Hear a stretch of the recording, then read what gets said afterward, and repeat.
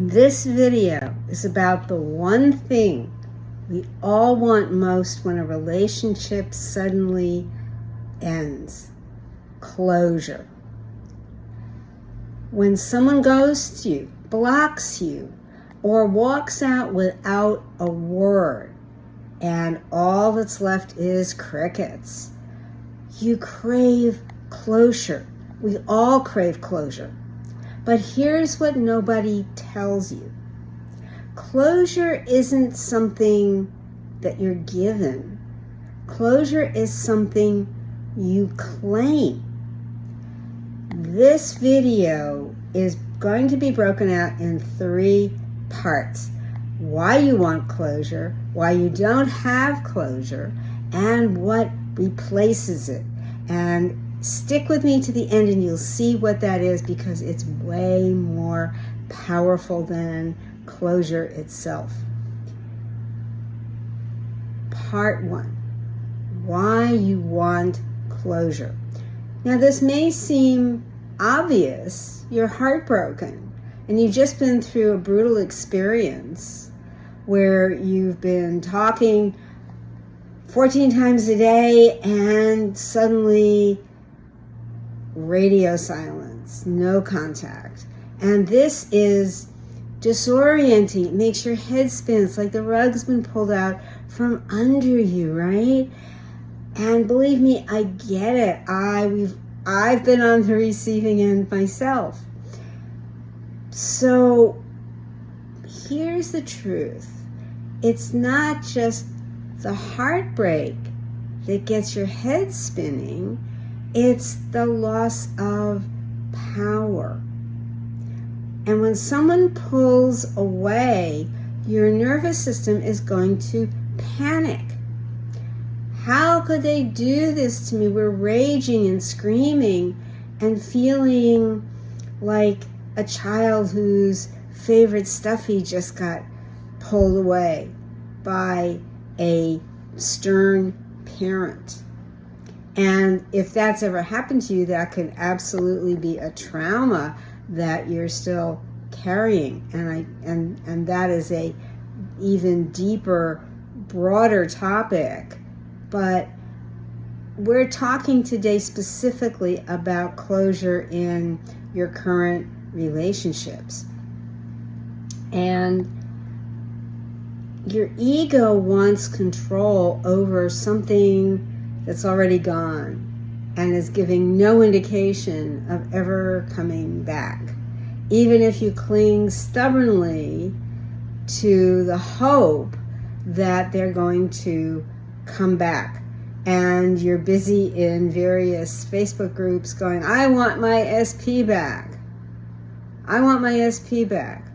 But that is because your nervous system is still feeling that fragmentation, because the entire their entire energy system is still embedded in yours.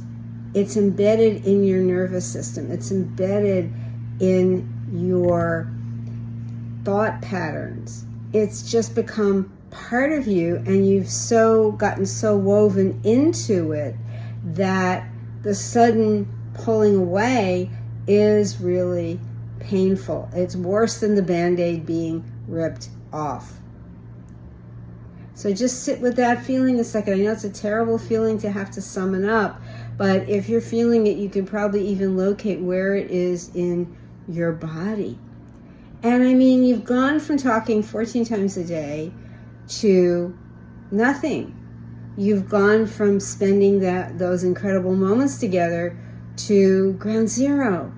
And this is the hardest thing. So what starts to happen is what? You start maybe stalking them a little bit on social, checking their profile, and replaying every text or every audio message or every DM that came from them. And it's not a replacement for what you really want. That one last hug, that maybe one last kiss, or even that one last intimate moment. And then a very conscious, mindful parting of the ways, knowing that it's permanent, but wishing them well, wanting the best for them. And I know that deep down that is really what you want to manifest, is that feeling of everything working out smoothly, even though you will never be together as you originally thought. But it's in the revising that I'm going to get into a little later on in this video, and you'll see where that fits in, to shift that for you into a place where you now feel comfortable and in control of yourself, in control of your emotions. And when you're wanting that, that last time, the way you're dreaming of it, that's really not the kind of exactly close. You're trying to make that happen. That's more of like you're trying to bargain for time. It's not exactly the same thing as true closure. So this brings us to part 2, why you don't have it. And the thing is, you had it, but because it didn't look like what you always fantasized or imagined it would be, it's hard to believe it. But the universe or God or source had already given you closure. So when that call goes to voicemail after that just one ring instead of 4 or 6, that's closure. You were blocked. It goes to voicemail after one ring, you've been blocked. And that's the universe saying, or God saying, you're done. You're ready for something more, something bigger. The door has to shut here. Even if you're still banging on that door, it's recognizing it's time to walk away. And it may not be the cinematic goodbye that I was describing, gazing into each other's eyes, that last hug or kiss, that last embrace, and then walking away dramatically. But it's still closure, just the same. And you might try things to soothe the ache, even for a little while, such as meditating, various rituals. One of them is called cutting the cords. Maybe you've seen that on various platforms. There's even a singing bowls one.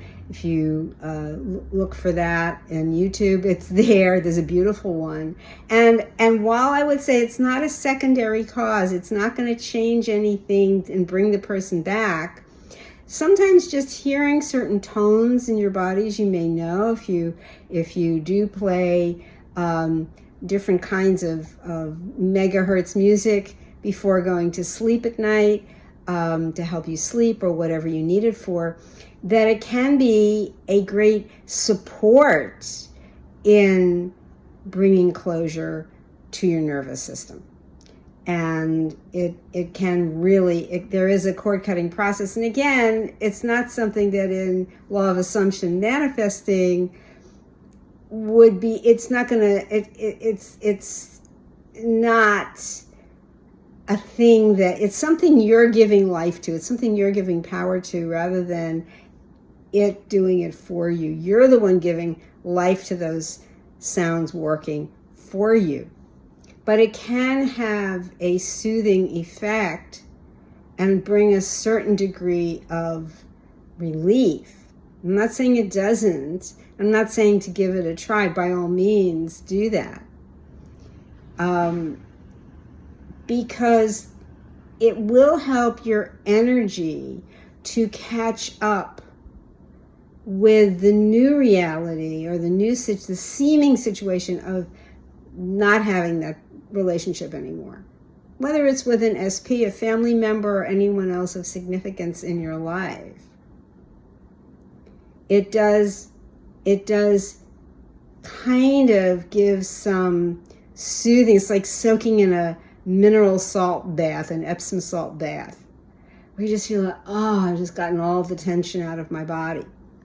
And it can help soothe, to some extent, bring a sense of calmness to your nervous system, to your emotions.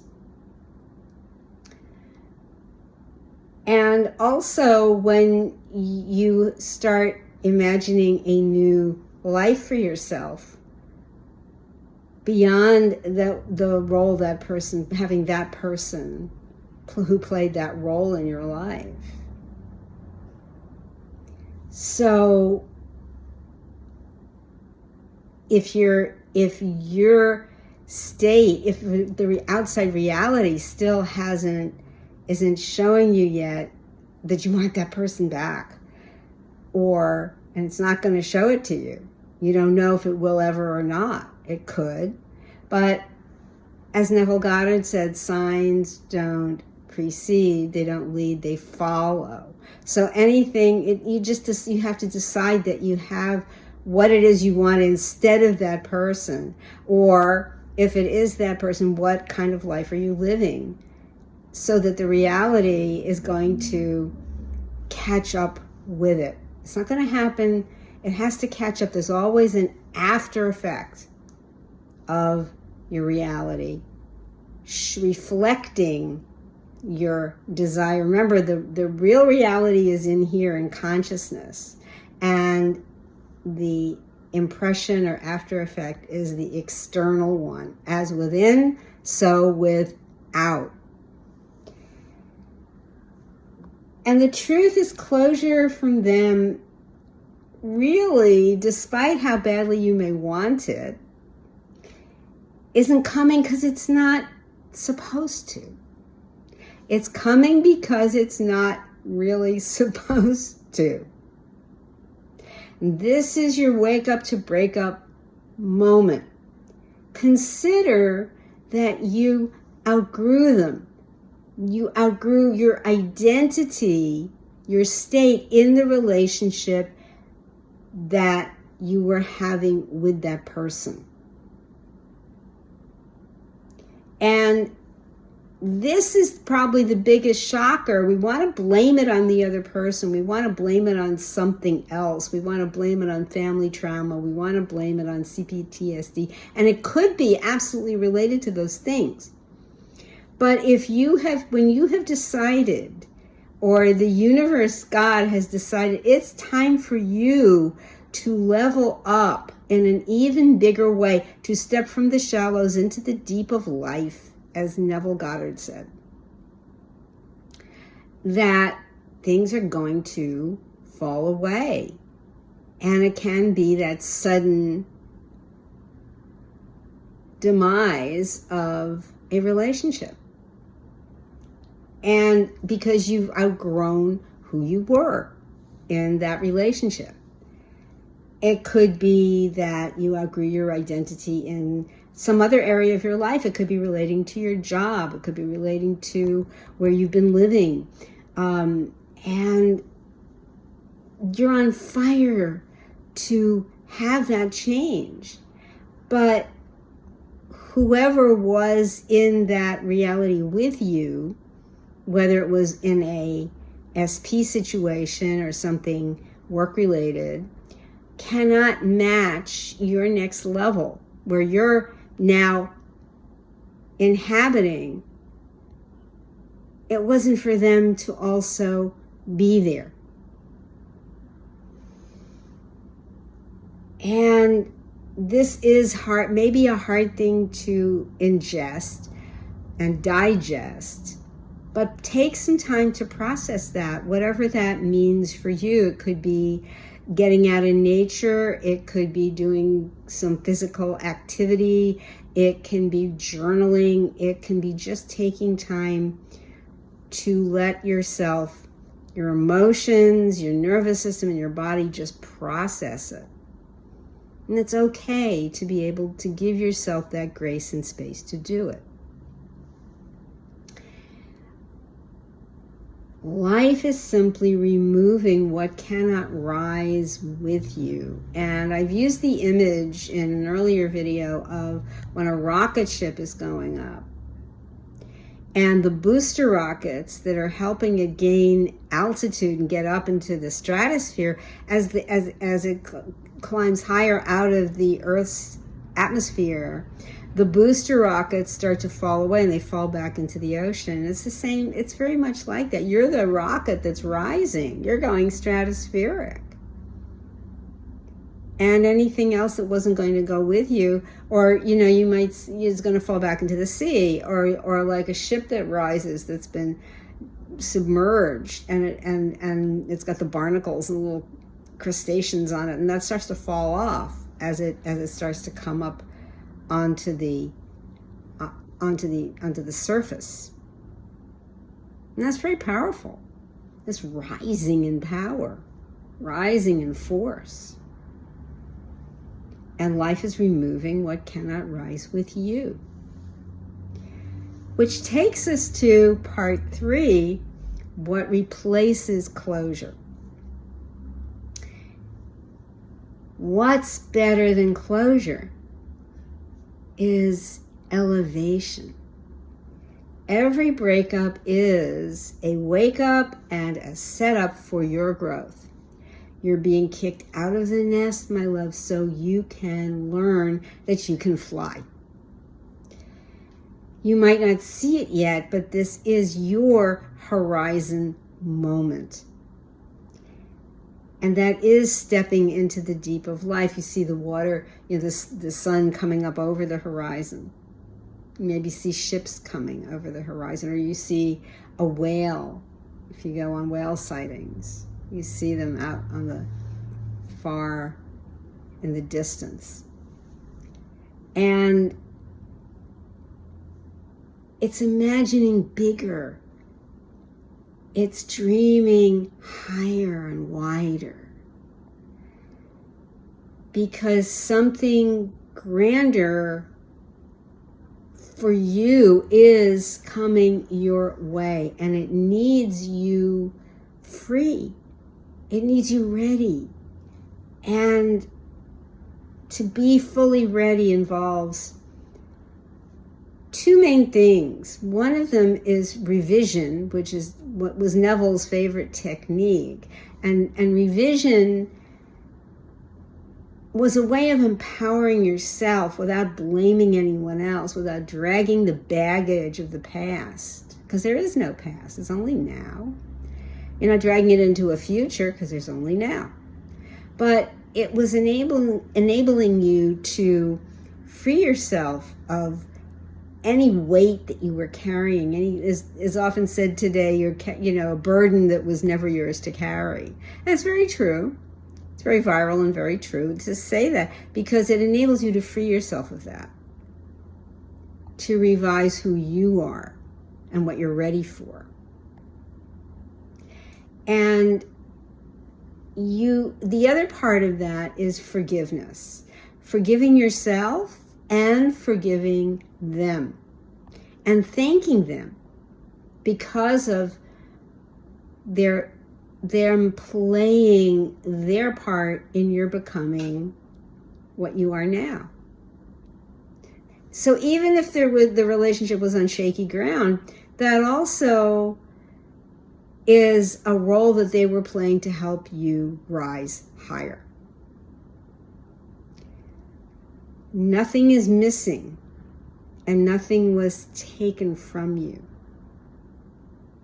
And this brings up the beautiful ancient Hindu prayer that I've also done video on earlier.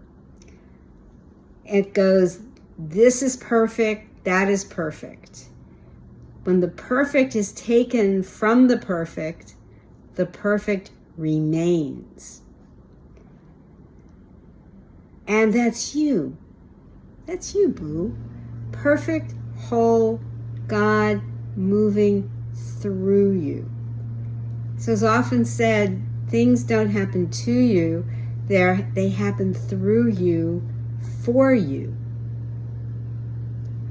And when that starts to shift, give yourself space and grace. Give yourself permission to grow. And if you need that extra support while you're rebuilding in yourself, the link's in the description. I've got a special package and a special investment just for you. And that can bring you to the place that you deserve to be. Love you so much, Boo. And I'll see you in the next video.